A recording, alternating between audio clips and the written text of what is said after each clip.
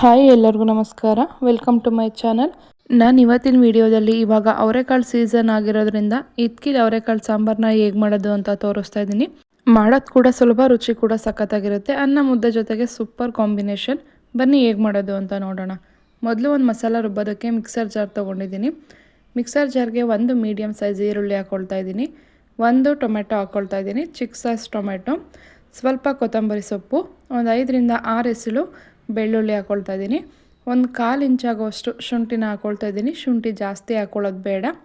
ಶುಂಠಿ ಹಾಕ್ಕೊಂಡು ಒಂದು 3ರಿಂದ 4 ಸ್ಪೂನ್ ಆಗುವಷ್ಟು ಹಸಿ ತೆಂಗಿನಕಾಯಿ ತುರಿ ಹಾಕ್ಕೊಂಡು, 3/4 ಸ್ಪೂನ್ ಆಗುವಷ್ಟು ಧನಿಯಾದ ಪುಡಿ, ಅರ್ಧ ಸ್ಪೂನ್ ಆಗುವಷ್ಟು ಅಚ್ಕಾರದ ಪುಡಿ, 1/4 ಸ್ಪೂನ್ ಆಗುವಷ್ಟು ಕಾಶ್ಮೀರಿ ರೆಡ್ ಚಿಲ್ಲಿ ಪೌಡರ್ ಹಾಕ್ಕೊಂಡು, ಒಂದು ಚಿಟಿಕೆ ಆಗುವಷ್ಟು ಚಕ್ಕೆ ಪುಡಿ ಹಾಕ್ಕೊಳ್ತಾ ಇದ್ದೀನಿ. ಚಕ್ಕೆ ಪುಡಿ ಹಾಕೋದ್ರಿಂದ ಫ್ಲೇವರ್ ಕೂಡ ತುಂಬಾ ಚೆನ್ನಾಗಿ ಬರುತ್ತೆ. ನೀರು ಹಾಕ್ಕೊಂಡು ಈ ರೀತಿ ನೈಸಾಗಿ ರುಬ್ಬಿ ಎತ್ತಿಡ್ಕೋಬೇಕು. ಈ ಕಡೆ ಒಂದು ಪಾತ್ರೆ ಚೆನ್ನಾಗಿ ಬಿಸಿ ಆದಮೇಲೆ ಒಂದು 2ರಿಂದ 3 ಸ್ಪೂನ್ ಎಣ್ಣೆ ಹಾಕ್ಕೊಳ್ತಾ ಇದ್ದೀನಿ. ಎಣ್ಣೆ ಚೆನ್ನಾಗಿ ಕಾಯ್ದಾದ್ಮೇಲೆ ಒಂದು 1/4 ಸ್ಪೂನಷ್ಟು ಸಾಸಿವೆ, 1 ಕಡ್ಡಿ ಕರಿಬೇವಿನ ಎಲೆ ಹಾಕ್ಕೊಂಡು ಒಂದು ಅರ್ಧ ನಿಮಿಷ ಫ್ರೈ ಆದಮೇಲೆ ಈ ರೀತಿ ಉದ್ದಾಗಿ ಸಣ್ಣದಾಗಿ ಹೆಚ್ಚಿ ಇಟ್ಕೊಂಡಿರೋವಂಥ ಈರುಳ್ಳಿನ ಸೇರಿಸ್ಕೊಳ್ತಾ ಇದ್ದೀನಿ. ಈರುಳ್ಳಿ ಅರ್ಧ ಫ್ರೈ ಆಗಿದೆ ಅಂತ ಅಂದಾಗ ಸ್ವಲ್ಪ ಹಿಂಗನ್ನು ಸೇರಿಸ್ಕೊಂಡು ಈರುಳ್ಳಿ ಹಸಿ ವಾಸನೆ ಹೋಗೋವರೆಗೂ ಚೆನ್ನಾಗಿ ಫ್ರೈ ಮಾಡ್ಕೊಂಡಾದ್ಮೇಲೆ ಒಂದು ಮೀಡಿಯಮ್ ಸೈಜ್ ಟೊಮೆಟೊನ ಈ ರೀತಿ ಸಣ್ಣದಾಗಿ ಹೆಚ್ಚಿ ಹಾಕ್ಕೊಳ್ತಾ ಇದ್ದೀನಿ. ಚಿಕ್ಕ ಸೈಜ್ ಟೊಮೆಟೊನ ರುಬ್ಬೋದಕ್ಕೆ ಹಾಕ್ಕೊಂಡಿದ್ದೆ. ಇವಾಗ ಅದೇ ಥರ ಚಿಕ್ಕ ಸೈಜ್ ಟೊಮೆಟೊನ ಒಗ್ಗರಣೆಗೆ ಹಾಕ್ಕೊಂಡು ಚೆನ್ನಾಗಿ ಒಗ್ಗರಣೆಯಲ್ಲಿ ಸಾಫ್ಟ್ ಆಗೋವರೆಗೂ ಬಾಡಿಸ್ಕೊಂಡಾದ್ಮೇಲೆ ಇದಕ್ಕೆ ಇಟ್ಕೊಂಡಿರೋವಂಥ ಅವರೆಕಾಳನ್ನು ಸೇರಿಸ್ಕೊಂಡಿದ್ದೀನಿ.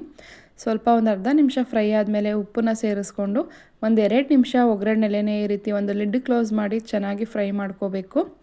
ನೋಡಿ ಇವಾಗ ಸ್ವಲ್ಪ ಎಣ್ಣೆ ಬಿಟ್ಟು ನೀರಿನ ಅಂಶ ಎಲ್ಲ ಡ್ರೈ ಆಗಿ ಚೆನ್ನಾಗಿ ಅವರೆಕಾಳು ಒಗ್ಗರಣೆಯಲ್ಲಿ ಫ್ರೈ ಆಗಿದೆ. ಇವಾಗ ಬೇಯೋದಕ್ಕೆ ಬೇಕಾದಷ್ಟು ನೀರನ್ನು ಸೇರಿಸ್ಕೊಳ್ತಾ ಇದ್ದೀನಿ. ಮಿನಿಮಮ್ ಅಂದ್ರೂ ಒಂದು 6ರಿಂದ 7 ನಿಮಿಷ ಅವರೆಕಾಳನ್ನು ಬೇಯಿಸ್ಕೋಬೇಕು. ನೋಡಿ ಈ ರೀತಿ ಅವರೆಕಾಳನ್ನು ಪ್ರೆಸ್ ಮಾಡಿ ನೋಡಿದ್ರೆ ಈ ರೀತಿ ಸಾಫ್ಟಾಗಿ ಬೆಂದಿರಬೇಕು. ಅಂದರೆ ಒಂದು 80% ಅವರೆಕಾಳನ್ನು ಬೇಯಿಸ್ಕೋಬೇಕು. ಆವಾಗ ಟೇಸ್ಟ್ ಕೂಡ ತುಂಬಾ ಚೆನ್ನಾಗಿರುತ್ತೆ.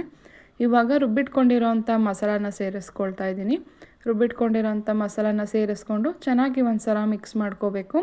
ಈ ಸಾಂಬಾರು ಟೇಸ್ಟ್ ಅಂತೂ ಸಖತ್ತಾಗಿರುತ್ತೆ. ನೀವು ಒಂದು ಸಲ ಟ್ರೈ ಮಾಡಿ ನೋಡಿ. ಇವಾಗ ಸಾಂಬಾರು ಕನ್ಸಿಸ್ಟೆನ್ಸಿ ನೋಡಿಕೊಂಡು ನೀರನ್ನು ಸೇರಿಸ್ಕೊಳ್ತಾ ಇದ್ದೀನಿ.